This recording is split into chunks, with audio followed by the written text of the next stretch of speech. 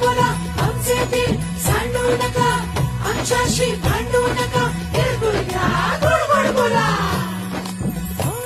आला संक्रांतीचा सण, पोटी सुखाचं गवा